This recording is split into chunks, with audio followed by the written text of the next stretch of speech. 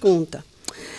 Nous allons recevoir pour vous Madame Mami Mikwaya. Elle est donc femme maraîchère de notre pays, la République démocratique du Congo. Avec elle, nous allons parler, n'est-ce pas, de l'agriculture comme clé du développement dans le monde entier. Vous savez, beaucoup de personnes négligent l'agriculture alors que c'est très, très capital. Madame Mami Mikwaya, elle nous vient de la Tchangou, précisément au site agricole de Tchangou, justement pour qu'on parle un tout petit peu, donner de la valeur sur l'agriculture, mais aussi parler des problèmes qui, au fait, régorgent, au fait, ces départements très capital, parce que vous savez avec moi, dans le monde entier, l'agriculture a une place de choix.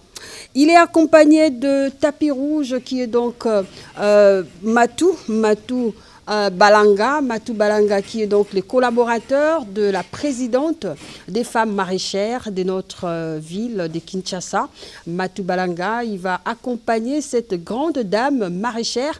Les femmes maraîchères sont en fait négligées, mais finalement, aujourd'hui, on va comprendre que ce sont des personnes qui nourrissent nos ventres, Alors, nous allons aussi prendre, pour terminer, Maman Francesca Kimbembe. Avec elle, nous allons parler, n'est-ce pas, de la nourriture, en fait, manger bio pour vivre 100 ans. C'est pas facile, mais il y a quand même des conseils à vous prodiguer, justement pour que vous puissiez vivre 100 ans, même plus, comme Obama en Chine. Alors, nous ouvrons notre tranche d'animation d'aujourd'hui. On va commencer avec la chronique du jour.